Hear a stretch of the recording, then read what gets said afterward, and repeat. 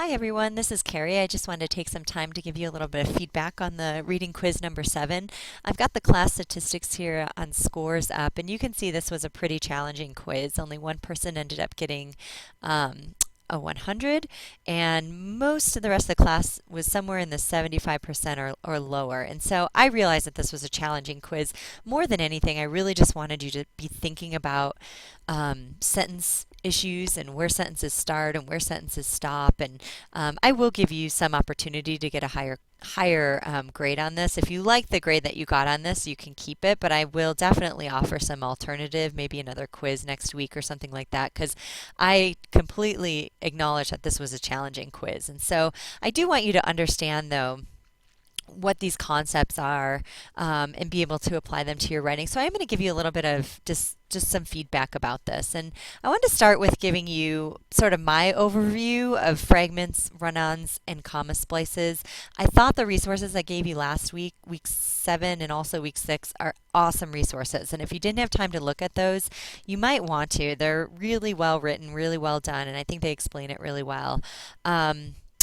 But here I'm just giving you a quick overview so that we can make sense of the quiz together. And so the piece I start with here are fragments, which are essentially incomplete sentences. And all that means is that these are words that have been made to look like a sentence, but doesn't actually hold up as a sentence because it's lacking either a subject or it's lacking a verb.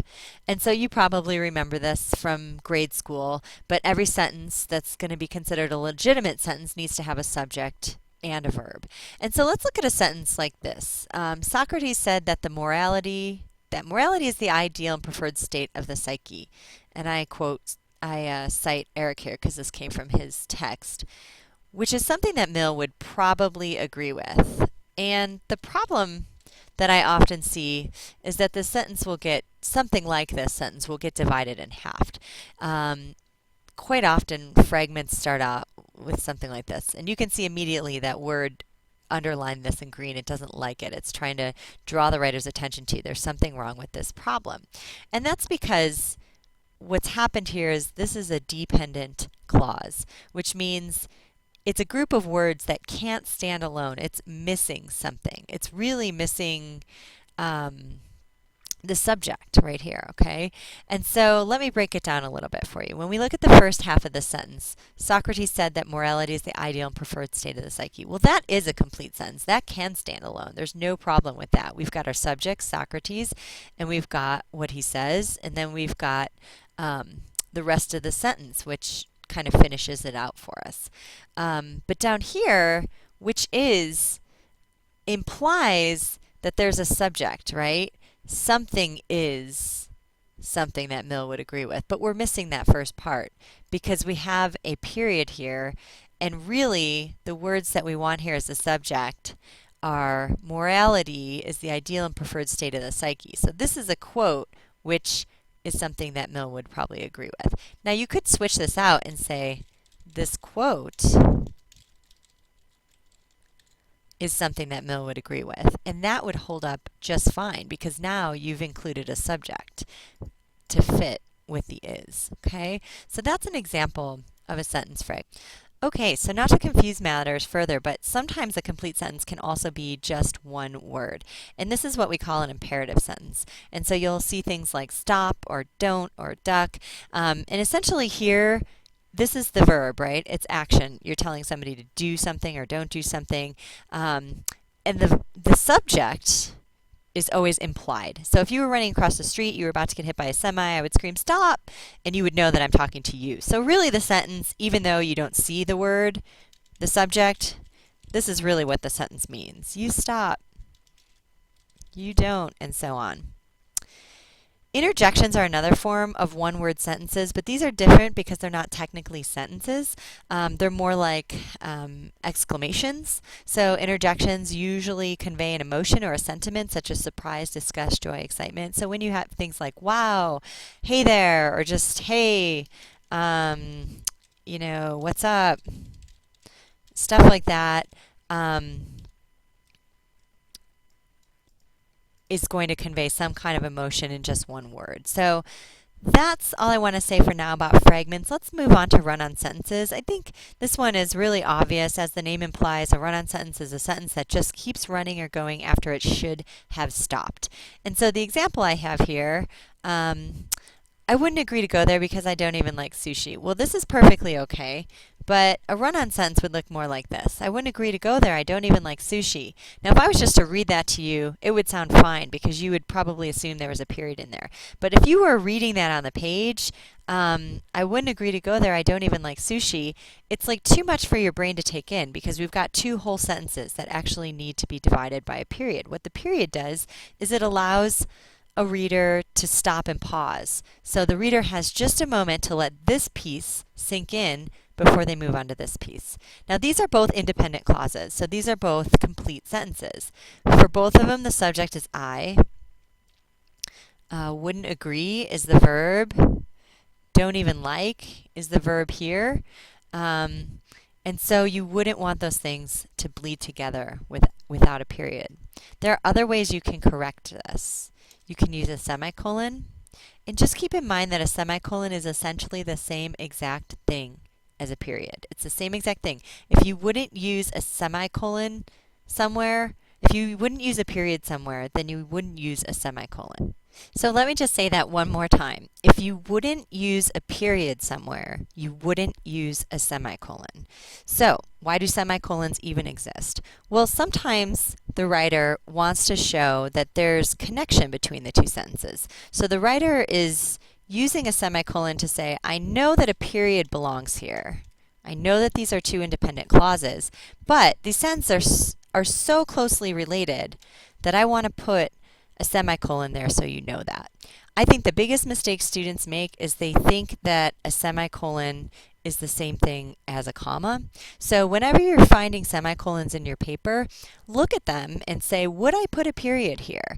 And if it wouldn't make sense to put a period there, then it does not make sense to put a semicolon there. The only exception to this is when you're listing something and you need to use semicolons to separate a lot of items within a longer list that has commas within it. And so let's just set that aside because that's not a situation that you run into as often. So just keep in mind that you wouldn't use a semicolon unless it's acceptable to use a period. The third way to correct this would be to use a conjunction. You remember words like and, or, for, yet, because are conjunctions. In this sentence, because makes the most sense because of the relationship between these two sentences. So I wouldn't agree to go there because I don't even like sushi. Then it would be perfectly fine to have that sentence all stand together as one. So let's look at comma splices. Comma splices essentially are run-on sentences. They are one specific form of a run-on sentence. And in the case of a comma splice, what you have is a comma that's being used where there should actually be a period. So if we look at that same sentence from above, what we have now is, I wouldn't agree to go there. I don't even like sushi. Well, this certainly looks better than the run-on did above because the comma at least causes the reader to pause. But it's still incorrect because these are two sentences that have been fused together with a comma, when in fact they need something more forceful than a comma. They need either a semicolon, or they need a period, or it needs a conjunction. Okay, so those are the three different errors that I just want you to be familiar with for now. Okay, so let's actually go in now and look at some of the quiz questions so we can address some of these rules. I'm looking back at question number 1, and these were multiple choice questions. And I'm realizing as I look at this sentence that this was a much trickier one than I had intended it to be. And so, like I said, I am going to give you an opportunity to get some more points than you got on this quiz. So, hey you in the window with the coffee and the flannel sweater. So what's the problem with this sentence? Well, it's not correct as it is written. It needs to be divided into two sentences. Hey you, remember that's an interjection, so that can stand alone. But we would want to put a period there and start the second part of this. You in the window with the coffee and the flannel sweater. Again, this is kind of like an interjection because this whole piece in the window with the coffee and the flannel sweater, that's kind of a prepositional phrase. So it's all extra information. Really, it's almost like this writer is saying, hey you, And so we have two interjections back to back. But right now, instead of being punctuated correctly, they're separated by a comma. And so this would be a case of a comma splice. Okay, so we've got a comma splice. The comma is inadequate here. You'd need to have a period or a semicolon. And if you had a period, then you would go ahead and capitalize this U. Okay, so that was a really tricky one. Let's look at question 2. This one's a little bit easier. I see you in there, all cozy in your big warm house. Well, this is an example of a sentence fragment because I see you in there is fine. That's an independent sentence. I see, and then what the writer sees, the object. So we've got a subject, a verb, and an object. Okay, but this cannot stand alone. If someone came up to you on the street and they just said, all cozy in your big warm house, it would feel incomplete to you. You would think to yourself, well, who is all cozy in your big warm house? Or what is all cozy in your big warm house? And so when you read these two sentences together, you might think it's okay because you read them back to back. But if you were to separate out this piece, it just wouldn't be able to stand alone. It's missing something. So this is why this one is a sentence fragment. Question 3. It's been pretty cold out here lately, what with the fall turning into winter and everything. So how about maybe opening the door? Let me move this screen over for you. Okay, now we can see the whole sentence. It's been pretty cold out here lately, what with fall turning into winter and everything. So how about maybe opening the front door a crack just this once and letting me in? So even though this is a really long sentence, it's actually correct. The writer has put commas in to set off unnecessary information. So there are some really essential parts of this sentence, and then there's just some extra information. So the essential parts are, it's been pretty cold out here lately, which is one sentence. But you can jump over here and say, so how about maybe opening the front door a crack and letting me in? That's essentially the meat part of the sentence. These are kind of some extra details, what with fall turning into winter and everything. So you can see the writers put a comma here and put a comma here, and that just suggests to the reader that this is extra information. Same thing with just this once. That's just extra information, which is why it's set off with commas. Because even if I took this phrase out, and even if I took this phrase out, the sentence would still hold. In fact, it wouldn't seem as wordy or possibly like a run-on. But as it's written, it's perfectly fine because you don't have any fragments in there. The writer has correctly punctuated it and so forth. Okay, question 4. Come on, I won't make a big mess. Look at my face. It's like I've got a little bandit mask on. How adorable is that?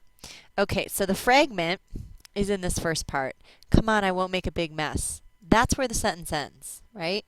Look at my face. That is its own sentence. The subject is implied here. Remember, the subject would be you. You look at my face, okay? So you'd need to put a period here, and you'd need to capitalize this part in order for this to not be a run-on sentence. I'm sorry, I mismarked that. I'm completely wrong. This is a run-on sentence, so maybe you already figured that out before I did. Come on, I won't make a big mess. Look at my face. So we need to separate that out so that we don't have a run-on sentence. Let's look at question number 5. Honestly, what's the worst that can happen? I'll just come in, run around a little bit, rustle through your garbage. Okay, here is where we have a sentence fragment because rustle through your garbage cannot stand on its own. So you would want to connect that to this sentence over here. Maybe put a comma and end with rustle through your garbage. Question number 6. See how my paws look like tiny little hands? I'm absolutely precious. Just let me in. This looks pretty good, but again, we have the error of a comma splice here because you really need to separate this with something stronger. These are two independent clauses. This sentence stands alone just fine, as does this sentence. And so you really need to have a period or a semicolon there. So I think in my other comments I've already addressed the answers to question number 7 and 8, but here is what question number 7 looks like because it says which one is not a valid way, and so it would be C. And which one is a valid way to correct it on here? Well, the answer is D because this sentence was fine just the way it is. So it was already correct. Okay, so hopefully I provided some clarification on this. We will have another chance to practice some of these things later on, but I just wanted to give you some feedback in case some of you were wondering why the answers to this quiz were the way they were. Thanks, everyone.